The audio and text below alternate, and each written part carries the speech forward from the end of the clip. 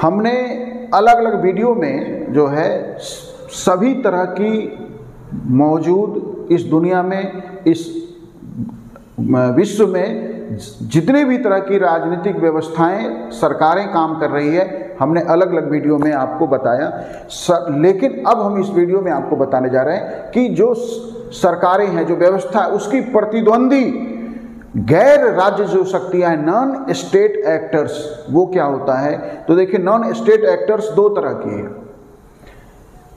एक जो है नॉन पॉलिटिकल स्टेट एक्टर्स हैं और दूसरा आतंकवादी जो है नॉन स्टेट एक्टर होते हैं। तो जो गैर राजनीतिक शक्तियां हैं, गैर राजनीतिक शक्तियों में जैसे कि जातीयता, इथनिसिटी है, जैसे साम्यवाद एक विचार है, जैसे जिनजियांग क्षेत्र में हम जो चाइना में देख रहे हैं, या धार्मिक कट्टरता है, ये सब जो है गैर राजनीतिक शक्तियां हैं जो राज्य की व्यवस्था के विरुद्ध संघर्ष कर रही हैं या राज्य की व्यवस्था से असहमत हैं और वो बदलाव चाहती हैं व्यवस्था में। जैसे आप देखिए कि नागालैंड में नागा जो हैं वो जातीय लड़ाई लड़ रहे हैं, वो जो है भारतीय संविधान में शामिल हैं, लेकिन वो नागालैंड में संविधान को पूरी तरह मानने को तैयार नहीं है। ऐसी जातीय संघर्ष दुनिया के और भी देशों में है। इसी जातीय संघर्ष को खत्म करने के लिए आयरिश रिपब्लिकन आर्मी बनी और उसे अन्यथा मान्यता देके ही व्यवस्था को बहाल किया जा सका।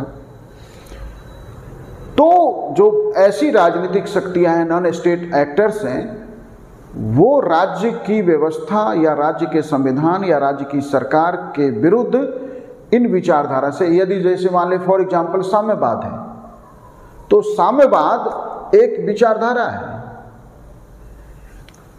साम्यवाद की विचारधारा में वो जो है उन्हें ये सभी तरह के राजनीतिक तंत्र को वो खत्म करना चाहते हैं या उसकी जगह एक नई राजनीतिक तंत्र को लाना चाहते हैं। तो नॉन स्टेट एक्टर्स आइडियोलॉजिकल लड़ाई लड़ रहे होते हैं, वो वैचारिकता के आधार पर संघर्ष कर रहे हैं। उनकी एक विचारधारा है, वो विचारधारा समाजवाद से हो सकता है प्रभावित, वो विचारधारा इथनिसिटी जातीयता से हो सकती है, वो विचारधारा धार्मिक कट्टरता के आधारित हो सकती है, वो विचारधारा क्षेत्रीयता की हो सकती है। तो इस तरह से नॉन स्टेट एक्टर्स एक आइडियोलॉजी के बेस पे संघर्ष कर रहे होते हैं।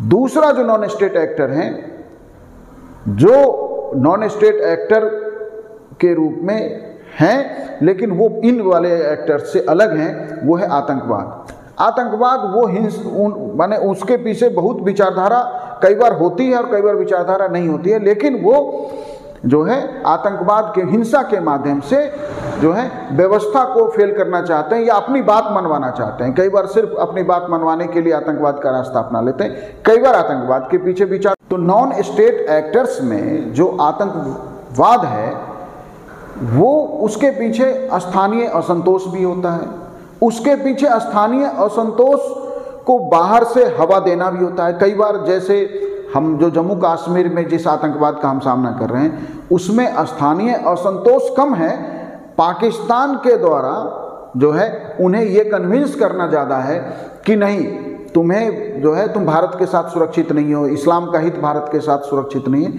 तो आतंकवाद के पीछे स्थानीय असंतोष होता भी है कई बार जो है, और कई बार जो है एक व्यक्ति एक संगठन पैदा कर लेता है, एक संगठन को विकसित कर लेता है और वो सत्ता के ऊपर दबाव बना के अपनी बात मनवाना चाहता है, तो हम जो है इन्हें आतंकवाद कहते हैं। वैसे भारत में कई बार हमने ऐसी गलती की है कि हम नक्सलियों को भी आतंकवादी कहें। नक्सल जो संघर्ष है, मैं उस बात से सहमत नहीं हूँ कि नक्सली आतंकवादी हैं, वो एक अलग तरह की लड़ाई लड़ रहे हैं। वो लड़ाई मुख्य रूप से आर्थिक लड़ाई है, लेकिन उस आर्थिक जो लड़ाई है उसमें जो हमने दूसरे नॉन स्टेट एक्टर्स बताए कि उसमें इथनिसिटी भी है, उसमें इकोनॉमिक एंगल्स हैं, तो कई अन्य एंगल से नक्सल लड़ रहे हैं।